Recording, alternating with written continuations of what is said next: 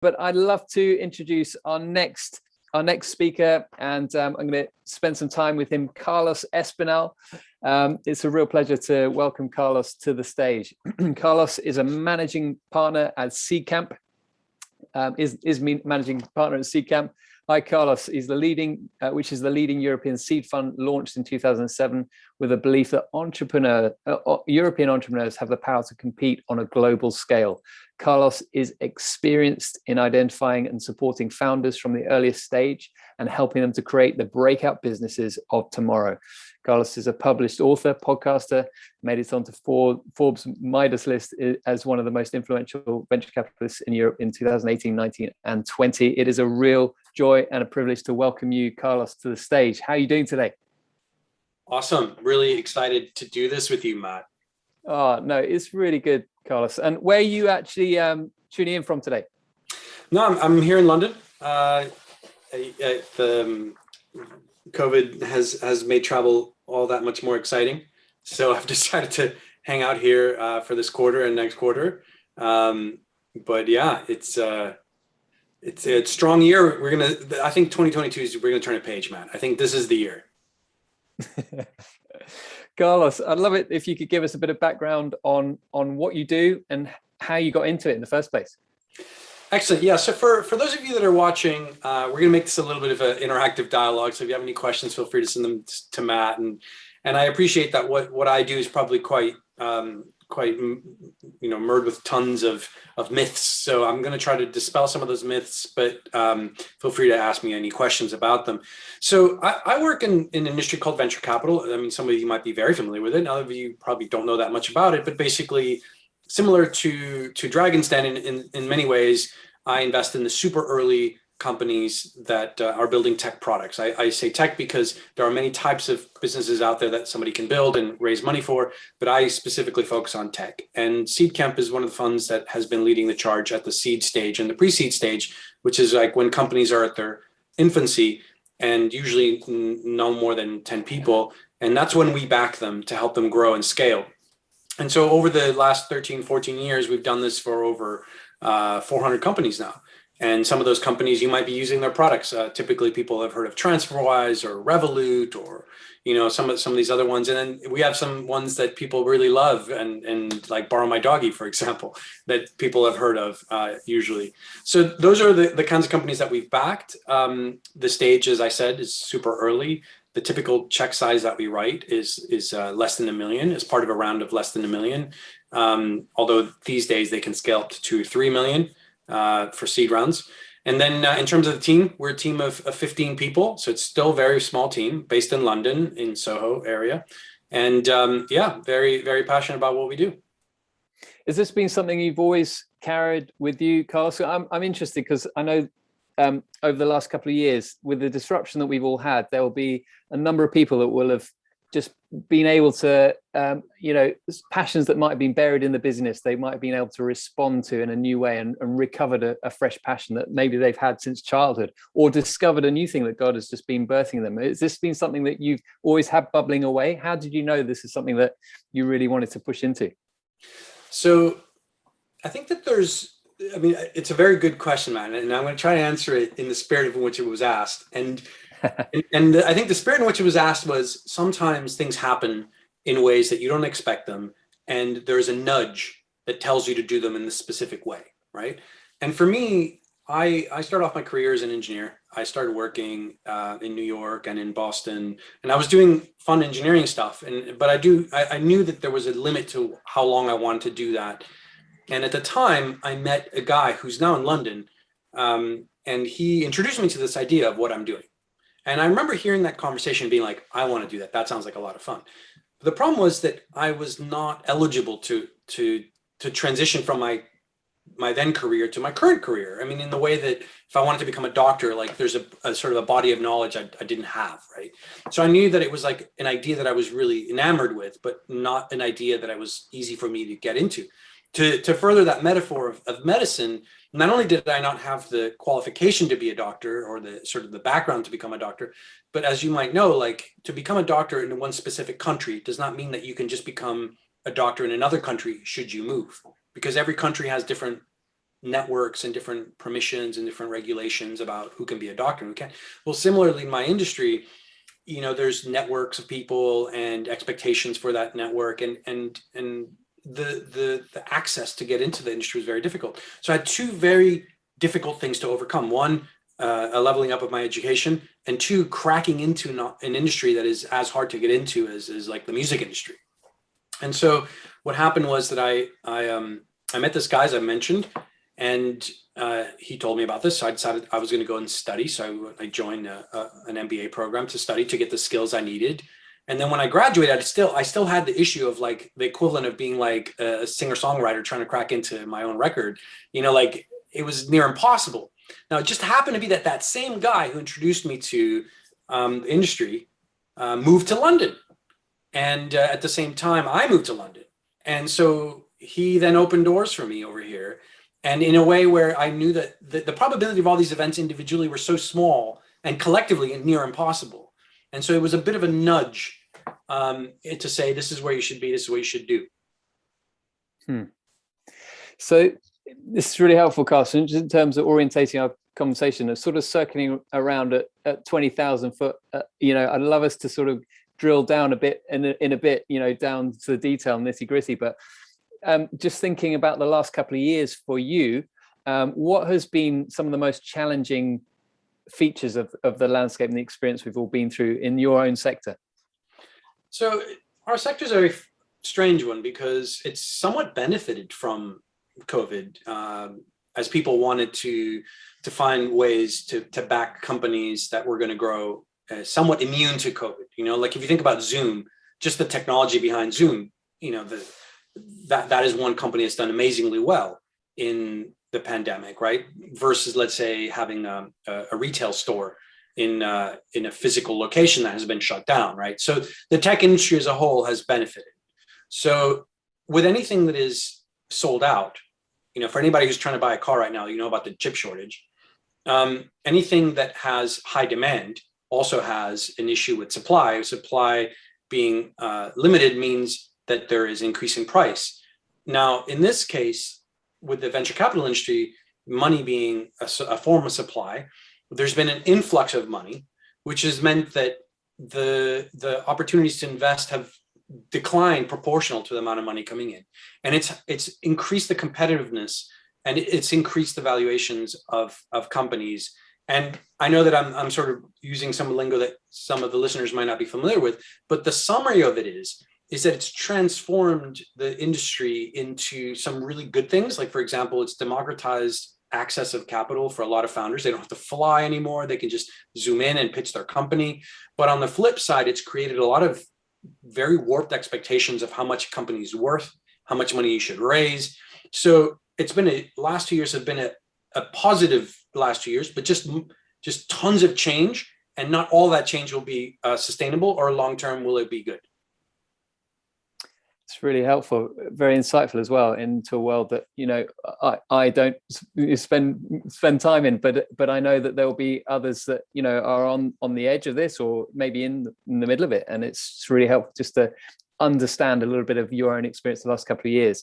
Carlos, just thinking about where do you see God at work in your industry, in finance, investment, venture capitalism? Where do you see God? Where do you find signs of God's kingdom at work? So what's really interesting about the industry, I'm not talking venture capitalists and talking about entrepreneurship as a whole, is that it's an industry where if people channel their creativity, and usually comes from a vision. And the thing is that I deal with founders from all walks of life. It's not specific to any one theology. But what you can see is how there's an overwhelming amount of vision to do good across. I mean, it's rare that I meet a founder who's like, I want to start a company that's going to be complicit in the destruction of planet Earth. Like, it just doesn't happen.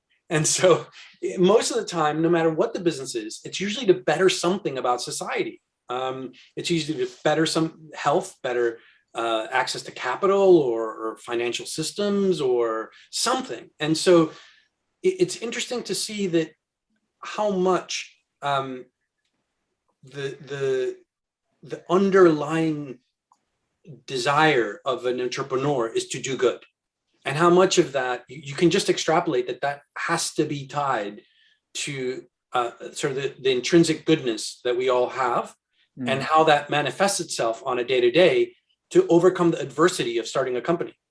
And so every day, what I find really inspiring is seeing that vision and that inherent goodness manifesting itself through the hardship of starting an early stage company.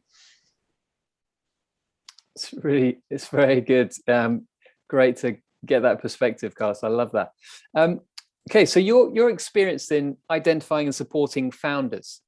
Tell us a bit about that process. What does that look like? So the process of fundraising, the process of building a company, has two parts to it. Like, one part is the mechanics of things that happen no matter what company you are. You know, there's the legals, these are just mechanics, and these mechanics apply to all companies, and they apply differently in different jurisdictions, like whether you're doing this in the US versus the UK. So part of my job is helping people navigate these mechanics, just because, you know, for a founder who's starting their first company, it might be the very first time they've done it, whereas I've done it like 400 times, just because of the nature of multiple investments. You know, what's SEIS, what's EIS, what's this, what's that. So that's part of my job, is just helping people navigate the stuff and not waste their time. The second part of it is being a friendly ear.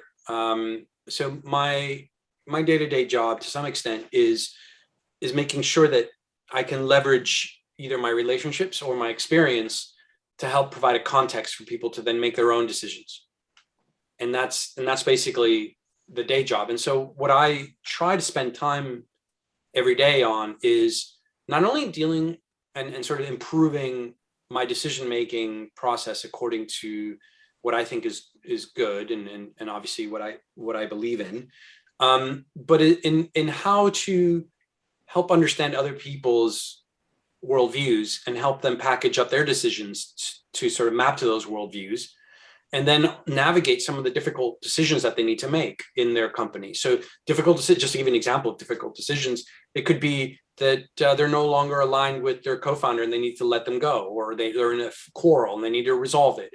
And some of these things are things that are, you know, intrinsically very human. And so I end up sometimes playing multiple roles, everything from marriage counselor to, you know, creative inspiration for certain ideas, you know, pricing, for example. So that's just sort of a snippet to what I do. Again, very fascinating, and it sounds like you're you know, thriving in this role, and it's multi-stranded, and it seems like it's got lots of different elements to it. I'm just thinking about going back to that idea of the last couple of years.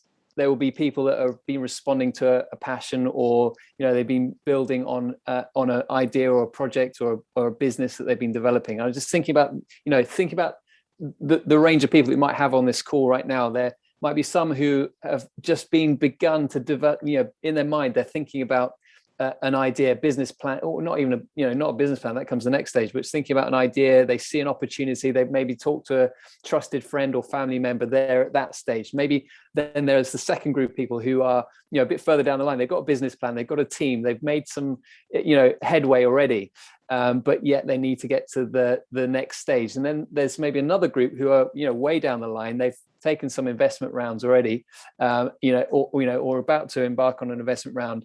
They're, you know, much further down the line. Just thinking about the first group, and just think about each of these three groups. I'd love to know what you might say to them, you know, by way of encouragement, what they might need to know, what they might need to be thinking about in terms of framework or practical suggestions. That first group, though, what would you say to them? So the first stage in companies is a lot about maintaining that flame of inspiration alive.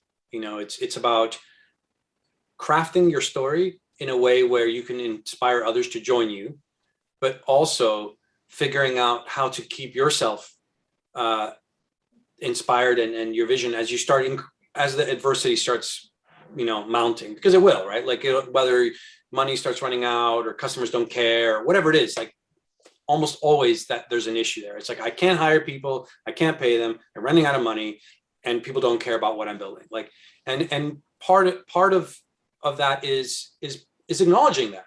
So that's step one, is acknowledging that and being like, yep, this isn't going to be easy. It's part of the journey. Other people have gone through this, and I should try to reach out to them. So part of it is don't suffer in silence. Like, this stuff really does help to have other people to talk to.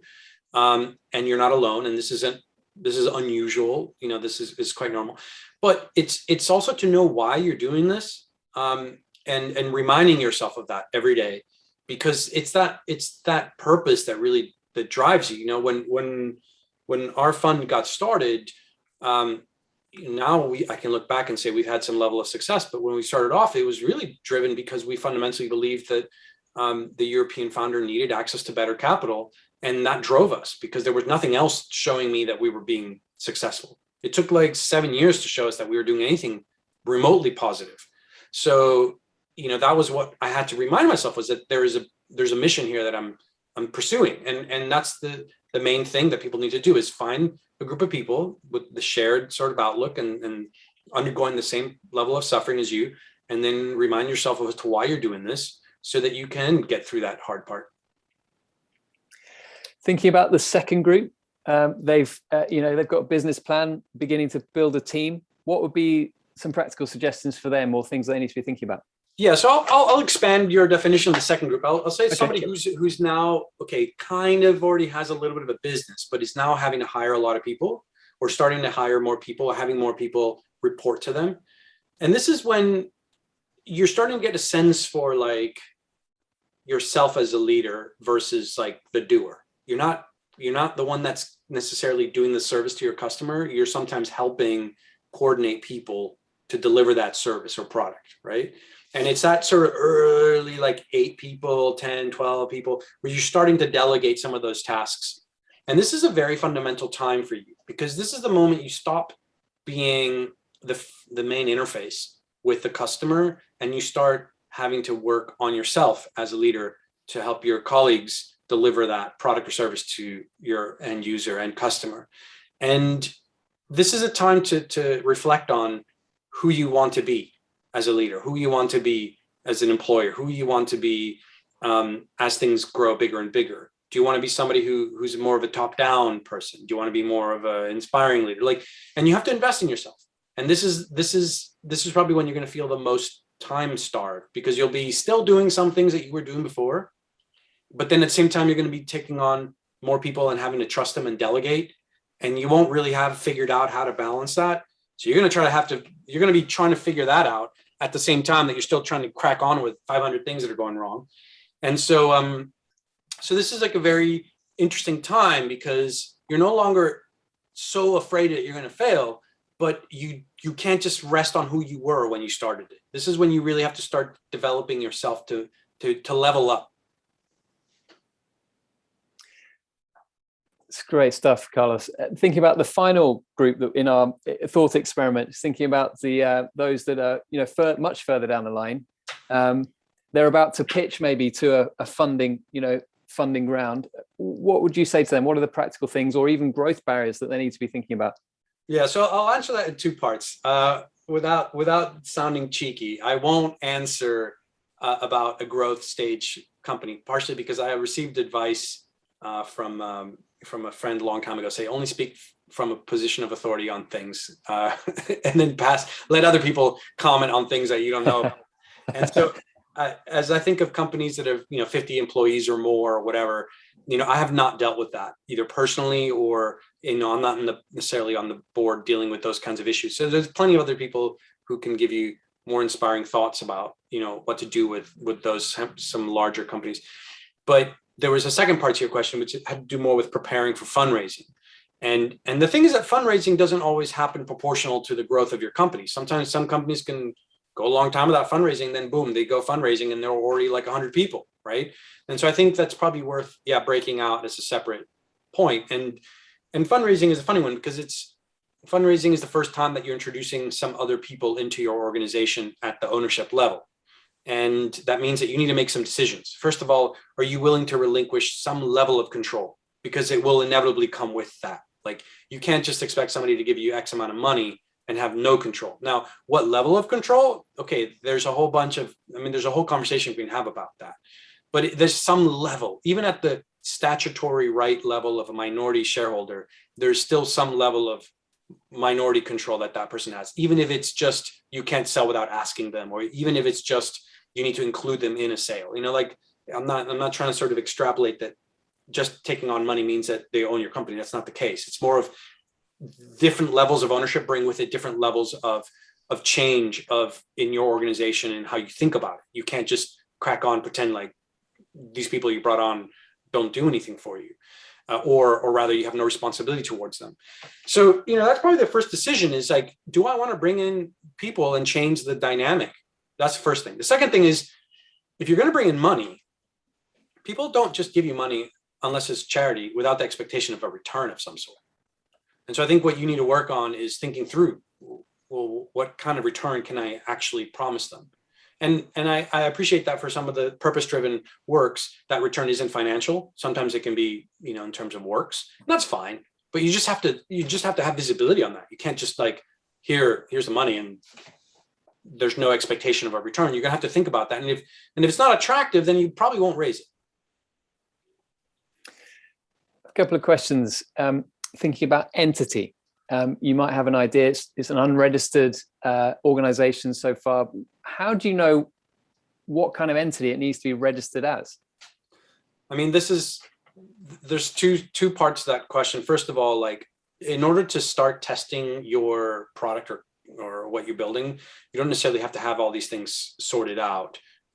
There's a lot of things you can do in advance of that. In other words, don't waste, for example, time thinking about how to furnish your fictitious home until you have a house to put it in, right? And so there's a lot of things that, and I'm going to answer the question in a second, but it's more, I don't know the context of the question, so I'm just assuming to some extent that this person who was ever asking it has figured out that like they have a product that's worth starting a company, because otherwise you're putting the cart before the horse. But let's assume that they do. Then it becomes like, well, what kind of company? What's a B Corp, whether it's like a partnership, whether, you know what, this is a very easy one for a lawyer to answer. And it's so much depending on your circumstances. There is marketing value behind some of the like the B Corps and stuff like that, but the legal structure depends which jurisdiction you're in, what your cost basis is. But those are more legal questions, and you would normally hire a lawyer to do that. And you wouldn't normally hire a lawyer unless you have something that is likely going to be viable or you've received money. So that's why it's not the first thing to focus on, it's the second thing to focus on. So often I see on LinkedIn or something, founders have said, we've had our first funding round, and it's been successful, and all the rest.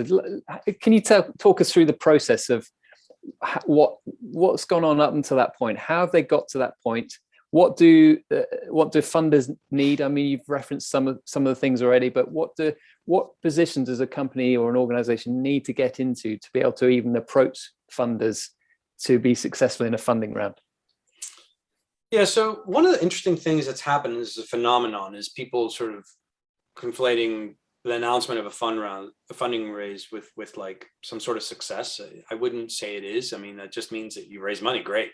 I mean, it's worth announcing for multiple reasons. It's worth announcing because it helps you with customer acquisition. It can help you with validation towards your customers that you have the money to survive. It has many purposes, but in and of itself, I wouldn't call it a victory. Like, oh, I raised money, great. Like, well, now you got to do something with it. Like that's awesome. It's like Matt. It's like you're in the business of marrying people, for example. It's like people should be celebrating 40 years of marriage more than like the marriage itself. It's like one's just like the promise, one's the actual delivery, right?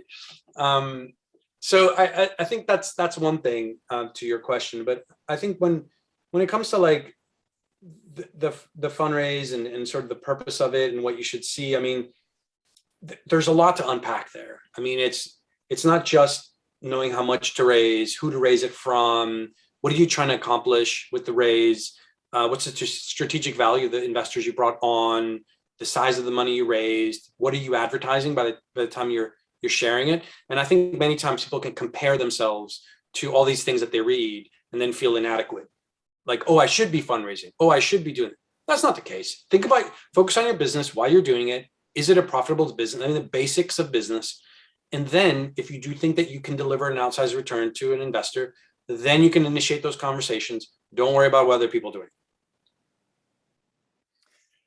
I love this. I'm just aware that having a coach or a mentor of some kind is really important in the process. I just wondered, was that something that you had in place, or would you recommend, or do you recommend to founders and business owners?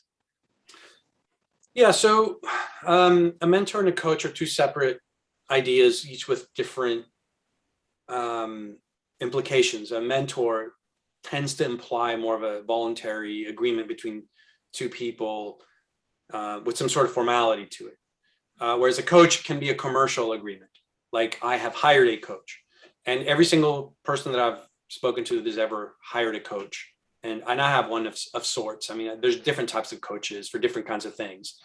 There is a meaningful value to having a coach, for sure. But as I said, it depends on what you want to do. I'll give you an example. There's a service called Commit Action. Spelled the way it sounds, Commit Action. And what they do is they help you. They have a program that starts in the new year. It's called Head Start. It just helps you organize what you want to achieve, and then breaks it down into the goals. And is that a coach about like what your life should be? No, it's around coaching you to building out the right milestones into achieving what you want to achieve. So it's more of a coaching you through the timeline of what you want to deliver, but you kind of still need to know what you want to do. Right? There's a life coach, which is different, would then help sort of, well, what do you want to be? Like, guide you through an existential crisis that you might be going through. Whereas that wouldn't exist for that kind of coach. So there's many different kinds of coaches. Mentors are slightly different because mentors are kind of a gift from the heavens, if you will. Like, people come into your life and then boom, you have a mentor, or they don't. And I think sometimes people dismiss mentors in their lives because they want it to be some sort of more like, Epictetus came down, reincarnated, and became your mentor, or like, Seneca, boom, here you go, right? St. John the Baptist, bam, like, it's not going to look like that. It's going to be the person that you deal with. Like, one of my biggest mentors was a guy who absolutely was not easy to work with, and was very like, it wasn't the best working relationship I've ever had in my life. But in retrospect, that was probably the highest growth I've had in my life. So he was an unwilling mentor. He was not, no expectation that he was mentoring me. But now that I reflect on what I learned from that, damn, I learned a lot because of that mentoring. Have you found any particular resources, books, podcasts, articles that have particularly helped you in your journey as you look back over the last sort of 10, 15 years? Have there been any sort of standout things that you found have unlocked potential and growth for you? So first of all, this is a shameless plug for my podcast. You will find the meaning of everything on the podcast. No, I'm exaggerating, of course. But the podcast is called This Much I Know. And the reason why I started it, Matt, was because I wanted to ask these very questions to people. And I felt like, look at you. You can ask me any question you want. I'm kind of forced to answer it, right? So the same thing. I was like, I started a podcast show. People are going to have to answer my questions. That's why I did it, right? And so that's been very helpful for me, ironically. So it's like a weird podcast because it's like one that I get to ask the questions, right? So that's been super helpful for me because I've been able to grow through the questions that I've had and answering questions, like questions that I had in my head. And I'm like, I sometimes when the recording's off, I'll be like, actually, no, I was asking that question on behalf of myself, and people will answer it. So that's probably been the biggest thing, which I guess to answer your question would be like, don't underestimate your ability to get your answers your way. It doesn't have to come prepackaged through something, right? Other than that, I mean, I think that there's a couple of different things that I've been struggling with in my life, right? There's professional issues, personal issues, spiritual issues, and each of them have different resources. One of the best books on spiritual issues that I've been going through was given to me by Al Gordon, actually. I think it's Richard Rohr's book, Falling Upward or Falling Down, Falling Forward. I'll forget what the second word is, but it's from Richard Rohr. And I'm rereading it right now. And every time I read it, I'm like, wow, okay, that really answers a lot of questions about sort of spiritual questions, right? Like insightful spiritual questions. And I didn't just read within my own theology, right? Like I look at many different worldviews, because I do feel like wisdom comes from many voices, and then it's up to you as a person of faith to like choose what is in line with faith, but it doesn't undermine the fact that wisdom has existed in humanity for a long time. So anyway, that's that. But in terms of like other books like that I have found very insightful, one of the ones that I find from a business point of view that people should almost read if they have any kind of product they're selling is called Positioning by Jack Trout. Another one called Good Strategy, Bad Strategy. Both of those books are really, really helpful in getting you think through how a customer will see you and your product through their eyes. And also the benefits and the pitfalls of not having a strategy that's thought out in the context of those around you. Like you don't just derive this in a vacuum. You have to think about it in the context you're operating in. You referenced Dragon's Den earlier on, and I just wondered, is that a program that you enjoy and watch? Because I know a lot of people, it's very popular, isn't it? But I just wondered how much is that sort of true to your own experience in what you do, and what are some of the things you actually enjoy in the process? Because you can see they enjoy it in the program, don't they? They're really engaged in it. But so what is it about what you do that you particularly enjoy? What are the particular things that you love?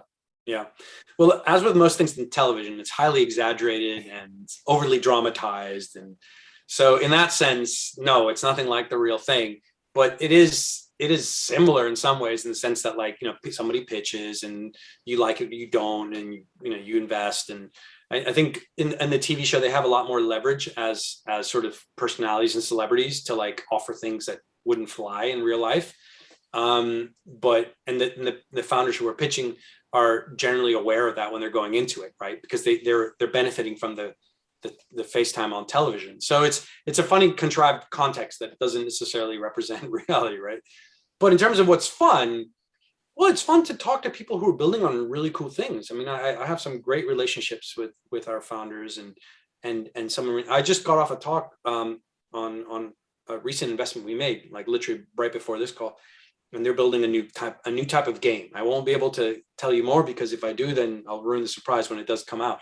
But it's a new type of video game. Now, this particular video game happens to take place in a context which I'm very amused by, and very like I've watched every single movie of this game, of this equivalent of this game, right? And like super passionate about it, right?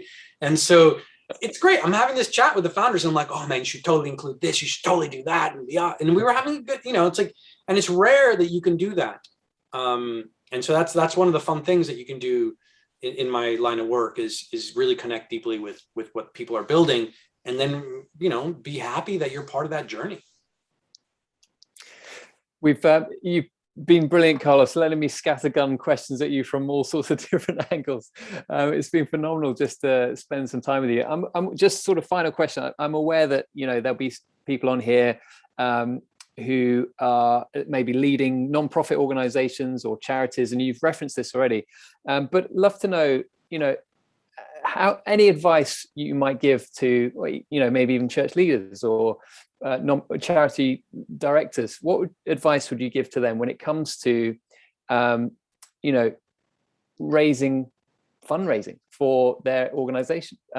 Because is it the same principle that applies, or is it slightly different, nuanced in some way? What advice would you give? That's a very good question. And my knee-jerk reaction when I sort of was hearing you phrase it was like, man, I don't really know about fundraising for churches or charities. But then I was trying to think of, okay, well, what might it have in common with raising funds for a startup in the tech world? And I think where there's some commonalities is that the person who is receiving the email or the phone call or the message for request for money probably has the same either lack of time or the volume of people interested in fundraising from them. And that brings with it a certain level of interesting dynamics, because one of the things that in the book that I wrote, one of the things that I encourage people to think about is this message, this request. How am I phrasing it in a way that the person on the other end, who might have multiple other requests, multiple other things in their inbox, how can I get this to stand out? But how can I make it stand out in a good way, not in a bad way? And what's a bad way? So for example, every day I get pitches sent to me for companies of like growth stage companies. Now, growth stage companies in our industry are called Series A, Series B, Series D, whatever. The name of our company is Seedcamp, right? It's in the name. And so when I ever get these emails, I'm like, guys, you literally didn't even check our website. You literally did not even do your homework. And so that's an example of not knowing who you're talking to and what it is that they need to hear. Another example is sometimes I get emails where I get this massive wall of text that like involves 4 scrolls. And I'm thinking, what makes you think that I'm going to read all that if you haven't captured my imagination as to why I should within the first paragraph? Like it's like understanding and having empathy for the recipient. And this isn't about arrogance. This isn't about sort of like somebody feeling like, oh, they're nothing to do with that. This is basic human psychology. If I meet you as a total stranger and I jump into a monologue, you're going to be like, whoa, dude, chill, right? But I'm like, hey, Matt, how are you doing? And you say, yeah, I'm doing well. And I'm like, dude, I love that haircut, Matt, looking good on you. And you're like, oh, that's great. And you just have a dialogue, like, and you sort of, hey, by the way, I noticed that you've invested in this. I'm working on this. Would you like to hear more? Or like, there's some of that stuff. And whether it's a charity or a church worker, it's like understanding that what you're building is very important to you, but that you need to put some time and effort into leveling up the quality of the materials and the communication efficacy so that the recipient is as enthused by it as you are. It's so brilliant, Carlos. I'd love to spend more time with you. It's just absolutely fabulous. It's just there's so much in there, and I know that I personally really benefited from spending time with you, Carlos, and I know that others on it. No, genuinely, this isn't flattery. This is just absolutely, it's been wonderful to spend time with you. Thank you for your time. And if people want to connect with you or find you on social, where would they go to? Yeah, at CEE on Twitter, on LinkedIn, you can find me as Carlos Eduardo Espinal. Fundraisingfieldguide.com is the book. Yeah, I'm kind of everywhere. It's brilliant stuff, Carlos. What are you up to the rest of the day? Well, I'm planning the year for 2022 for our organization. This, last year was, as I mentioned, a really good year in some ways, but in other ways, it made me realize how much we need to continue to invest in sharpening the axe. You've heard that story of the 2 guys that are cutting trees down, and then one person takes a moment to sharpen the axe, comes back, cuts twice as many trees. 2022 is a axe sharpening year for us. That sounds fabulous. Well, enjoy the axe sharpening, Carlos, and God bless you. Thanks for joining us. Carlos Espinal, everyone. Thank you. Thanks. Have a great afternoon. All right. Bye.